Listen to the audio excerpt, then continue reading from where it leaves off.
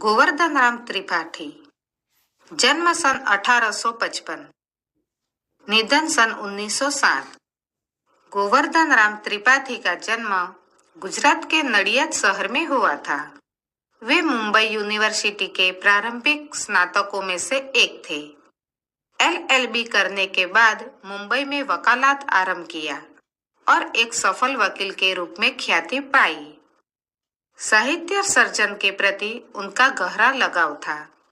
सरस्वती चंद्र उपन्यास गुजराती भाषा की उत्तम रचना है जो 4 खंडों में विभाजित है और लगभग सभी भारतीय भाषाओं में अनुदित है।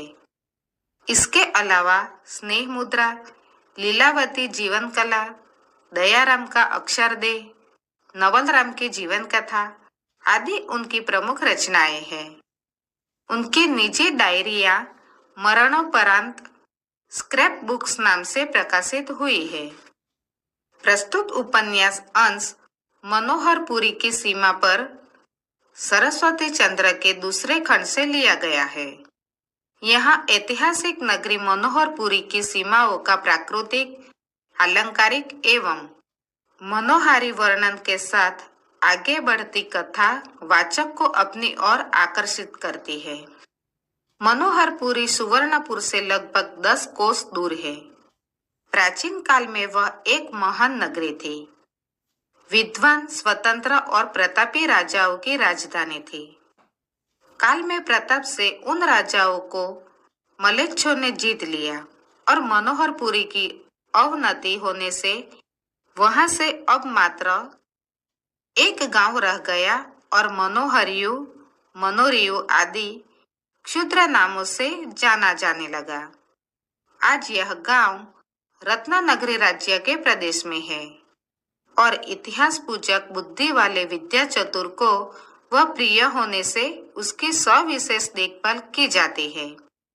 विद्या चतुर का जन्म भी इसी गांव में हुआ था। दूसरे अन्य बहुत से कारणों से भी यह गांव उसे प्रिय लगता था। विद्या चतुर का मोसियान और गुण सुंदरी का मायका इसी गांव में होने से तथा बाल्यावस्था और युवावस्था का प्रारंभिक काल इस दंपति द्वारा इसी गांव में व्यतीत करने से मनोहरपुरी दोनों को मनोहर लगती और मनोहरपुरी नाम का उन्होंने जीर्णोद्धार किया था। सर्व कृत्रिम वैभव नष्ट होने पर भी ईश्वर प्रदत्त सुंदरता इस गांव को छोड़कर नहीं गई थी और इस तथा दूसरे कई कारणों से बहुत से लोगों को यह स्थल परिचित और प्रिय था। सुवर्णपुर, रत्नानगरी और अंग्रेजी राज्य इन तीनों के अधिकार क्षेत्र का यह केंद्र बिंदु था और तीनों राज्यों के सीवान मनोहरपुरी के सीवान के साथ मिलते थे। इन राज्यों तथा ईश्वर रचना के सीवान का भी वह केंद्र बिंदु था। पश्चिम में आधे कोस की दूरी पर समुद्र था, इसलिए पश्चिमी पवन की लहरें शीतल तथा रमणीय होकर गर्मी की दुस्सहता को मनोहरपुरी से दूर रखती थी। उत्तर में सुंदरगिरी नामक छोटे किंतु सुंदर पर्वत का आरंभ होता। दूसरे दोनों और बड़े वन थे। पूर्व में आम का वन, अति विस्तृत असंख्य बरगदों की घटाएं, गन्ने के खेत आदि से इस छोटे गांव की दृष्टि सीमा रुंध गई थी। ऊंचे और सूखे हरे ताड़ के जंगल दक्षिण दिशा में सुंदरता की ध्वजाओं की तरह फहराते थे और उनके लंबे और कटे फटे पत्ते पट्टी वाले ध्वजपट से अलग न थे। भद्रा नदी की सुभद्रा नामक शाखा पूर्व से दक्षिण में आकर टेढ़ी मेढ़ी गति से चलती हुई सारे वनों के पत्तों तथा फल फूलों को अपनी छाती पर बहाते बहाते मंद किंतु स्थिर, मंद मधुर स्वर करती करती मूल के पास आकर समुद्र में मिलती थी। इस नदी के कारण ताड़ वन में दूसरी वनस्पतियां भी गूंथ गई थी। चैत्र के इस शुक्ल पक्ष के समय में उतरती वसंत तथा आने वाले ग्रीष्म की संधि होती थी। उस समय सुरंगित बोर तथा सुवासित टिकोरों से भरा आम्रवन और ज्वारीय समुद्र मनोहरपुरी के पूर्व पश्चिम की सुंदरता को तराजू में तौल जाते थे। सुवर्णपुर से निकलने वाला रास्ता नदी की तरह आम और ताड़ के वनों को अलग कर दोनों के बीच से गुजरता था और मनोहरपुरी की ओर मुड़ता था। चारों ओर के वनों में छिपी संध्या जब भय मात्रा त्याग कर बाहर निकल पड़ी, गोलाकार सूर्य को ताड़ के वन में पीछे लुढ़का दिया और उस ज्योति का तेज अस्त होते होते भी ऊंचे ताड़ पर टिका हुआ दिखाई दिया। तब संध्या के कारण शीतल बनी सड़क पर एक बैलगाड़ी घिसटती चल रही थी और विश्राम स्थल पास आया। जानकर थके हुए बैलों को जोश आ रहा था। यह वही बैलगाड़ी थी जिसमें बैठकर सरस्वती चंद्र निकला था। बैलगाड़ी वाला भी वही था, किंतु भीतर सरस्वती चंद्र अथवा उसके साथ का कोई भी आदमी नहीं था। मात्र बैलगाड़ी के साथ चल रहा दंडी सन्यासी अंदर चढ़ बैठा। घटित घटना को न समझने वाले बैलों के सिर पर मात्र इन दोनों का बोझ था। बैलगाड़ी वाला और सन्यासी हंसी मजाक करते हुए गप्पे मार रहे थे और बैलगाड़ी चरमराती दो वनों के बीच के खाई जैसे रास्ते पर दौड़ती सी चल रही थी। सन्यासी के हाथ का दंड निर्भय स्थिति में बैलगाड़ी के पांजर पर औंधा पड़ा था और आकाश की ओर उसकी ताकती नोक रक्त रंजित थी। बैलगाड़ी वाला स्वस्थ था, किंतु सन्यासी के मन में कोई शंका हो, इस तरह उसकी आंखें सावधान रहने का प्रयत्न करती हुई चारों ओर पुतलियां घुमा रही थी।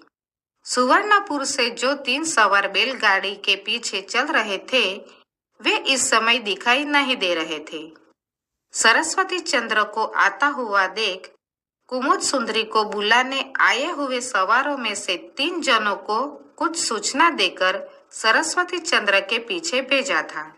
अब्दुल्ला, फतेह संग और हरबम जी उन 3 सवारों के नाम थे।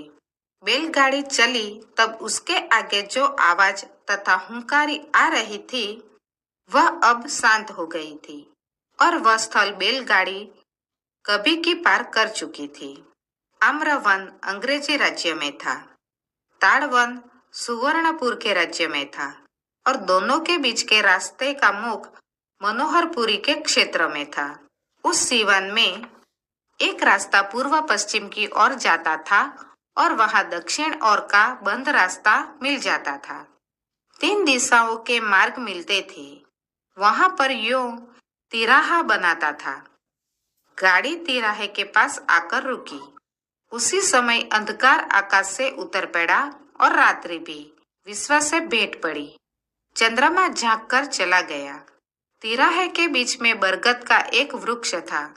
उसके नीचे बैलगाड़ी वाले ने सन्यासी की इच्छा से बैलों को खोला और दोनों जन अंधकार में गुपचुप बातें करने लगे। बैलगाड़ी वाला ठाकुर, अब मुझे जाने दो। इस तिराहे में तिगुना भय। तुम तो मुक्त हो, पर मेरा तो घर भर जाएगा। सन्यासी, अबे चुप चुप। उस हर बम की मार से मेरे दाहिने पैर की हड्डी दुख रही है। मुझसे चला नहीं जाएगा और मुझे आम्रवन के उस पार वीरपुर जाना है। तेरी गाड़ी के बिना वहां नहीं पहुंचा जा सकता है। बैलगाड़ी वाला, तो वीरपुर में कौन बाप तुम्हें रखने वाला है? खाचा राणा तुम्हें और मुझे दोनों को बंदी बनाकर सौंप देगा। सन्यासी, भैया देखा नहीं, अभी सुर संग का हाथ, ये हाथ आज भूप सिंह की गद्दी को हचमचा रहे हैं और बुद्धि धन को रत जगा करवाते हैं। 2 दिन में देखा नहीं जो उथल पुथल की है उसने। बैलगाड़ी वाला, तब वीरपुर जाकर क्या करोगे? सुरसंग राणा, खाचर की हम पर बड़ी कृपा है। तुझे उनकी ओर से डर नहीं रखना है। सरकार से वह चाहे जो बोलेगा, कागज में चाहे जो लिखेगा, किंतु सुरसंग का बाल बांका नहीं होने देगा। बैलगाड़ी वाला, तब बनिया ब्राह्मण जो गाड़ी में बैठे थे, उनका क्या करोगे? सुरसंग ने इस प्रश्न का उत्तर टाल दिया। इतने में दूर अंधकार में बिगुल बजा। उत्तर में सुरसंग ने सियार जैसा विचित्र स्वर निकाला। थोड़ी देर में कुछ पद चाप सुनाई दी। सुरसंग बरोह के मुंह के सामने खड़ा रहकर चिलम फूंककर उसमें से लपट निकालने लगा। कुछ और आदमी आए। उन्हें साथ लेकर वृक्ष के नीचे मूल जगह पर आकर पुनः बैठ गया। आगंतुकों में से एक आदमी बैलगाड़ी को लेकर आने जाने वाले आदमियों की निगरानी करने के निमित्त बरोह के पास जा बैठा। तब बागी अंतःकरण की बात कहने लगे। उनके पास अब कोई पराया आदमी नहीं रहा, मात्र सबके सिर पर डालियों की पत्तियों में कोई बैठा हो, ऐसी खड़खड़ाहट हुई। सुरसंग ने चिलम सुलगाकर ऊपर देखा, कान लगाया, किंतु तुरंत ही पुनः बातों में लीन हो गया। चिलम में जब आग जली तब ऊपर की डालों में उस तेज का प्रतिबिंब पड़ता हो, यूं जुगनों के पंखों की तरह प्रकाश स्पष्ट होता था, किंतु उस पर किसी का ध्यान नहीं गया और चारों ओर के अंधकार की तरह निष्कंटक परंतु हवा से हिलते ऊपर के पत्तों की आवाज की तरह धीमे स्वर से बागियों की कहानी का रस चुपचाप करण